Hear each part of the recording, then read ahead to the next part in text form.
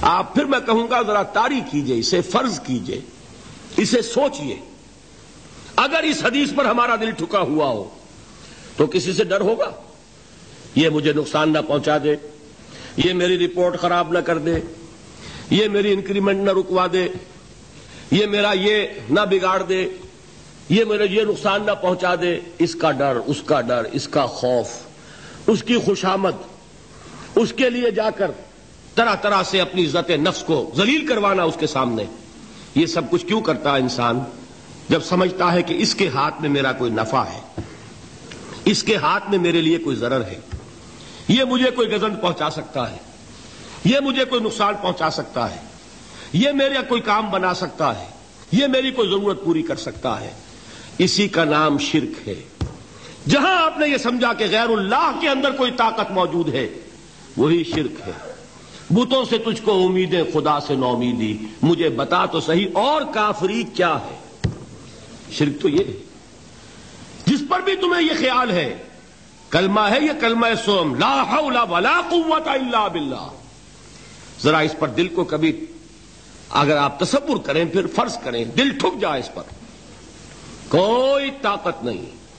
یہی بات تھی جو شیخ عبد القادر جیلانی رحمۃ اللہ علیہ نے اپنی وصیت میں اپنے بچے سے کہی۔ 11ویں دینے والے ہیں، لیکن حضرت شیخ عبد القادر جیلانی کی وصیت اور تعلیمات کو کتنے لوگ ہیں جو جانتے ہو؟ یہ جن مقامات تک پہنچے ہیں وہ کس چیز کی بدولت پہنچے ہیں؟ انہوں نے جو پیغام دیا وہ کیا تھا؟ اے میرے بچے، جس طریقے سے قرآن مجید میں حضرت لقمان کی نصیحتیں جو ہے نقل کر دی گئی ہیں، میں یہ عرض کروں گا بالفرض اگر قرآن حضرت عبد القادر جیلانی کے بعد نازل ہوا ہوتا تو شیخ عبد القادر کی یہ نصیحتیں بھی قرآن میں درج ہوتی۔ اتنی اونچی نصیحتیں ہیں۔ اے میرے بچے، اس حقیقت کو ذہن نشین کر لے، لا فاعل فی الحقیقت ولا مؤثر الا اللہ۔ اس کائنات میں نہ کوئی فاعل حقیقی ہے نہ مؤثر حقیقی ہے سوائے اللہ کے۔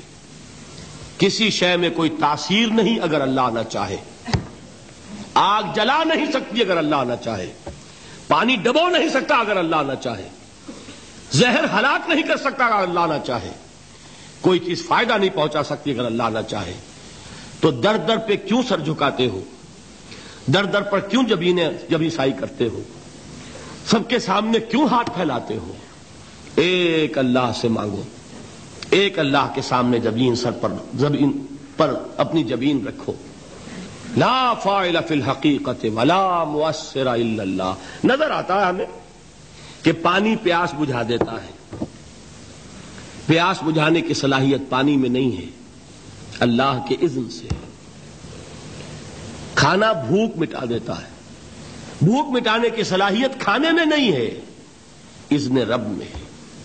دیکھیے یہی یقین تھا حضرت موسیٰ علیہ السلام کا واقعہ یاد کیجئے۔ سامنے سمندر آ گیا ہے، قوم دیکھتی ہے پیچھے کہ گرد و غبار کا طوفان ہے۔ معلوم ہوا کہ فرعون اپنے لشکر سمیت آ گیا ہے۔ لشکر جب چلتا تھا تیز رفتاری کے ساتھ تو گرد و غبار کا جو طوفان اٹھتا تھا اس کا تصور کیجیے، اور لمحہ بلمحہ وہ قریب آ رہا ہے۔ پوری قوم نے کیا کہا؟ اے موسیٰ انا لمدرکون، اے موسیٰ ہم تو پکڑے گئے۔ قرآن مجید نے تو یہاں وہ باتیں نہیں لکھی ہیں، لیکن تورات میں یہ درج ہے کہ بنی اسرائیل جھگڑنے لگے، دست و گریبان ہو گئے موسیٰ کے ساتھ۔ موسیٰ ہمیں یہاں مروایا لا کر، اس سے تو ہم وہیں بہتر تھے، وہاں کھانے کو ملتا تھا، زندگی تو تھی، بیگار ہم کر رہے تھے، موت تو نہیں تھی۔ اب جو کچھ ہوگا اس کا تصور کرو، جس طریقے سے ہمارے ٹکڑے اڑائے جائیں گے۔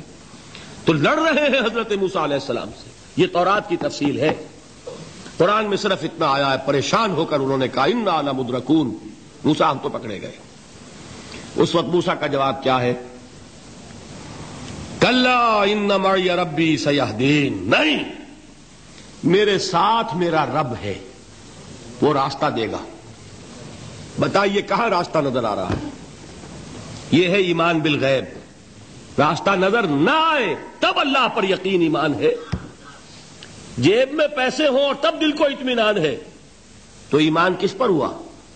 پیسے پر، اللہ پر نہیں۔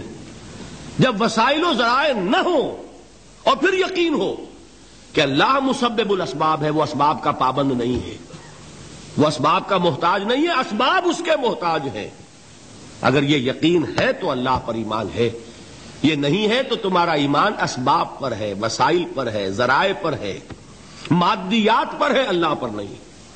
اس وقت کہاں راستہ تھا؟ کوئی راستہ تھا؟ سمندر ہے اور ادھر سے لشکر آ گیا ہے۔ کلا ان معی ربی سیہدین۔ اب دیکھیے ایمان کہہ دینا آسان ہے، ہوا معکم اینما کنتم، جہاں کہیں بھی تم ہوتے ہو اللہ تمہارے ساتھ ہوتا ہے، لیکن اس کا یقین قائم ہو جائے تو زمین و آسمان کا فرق واقع ہو جائے۔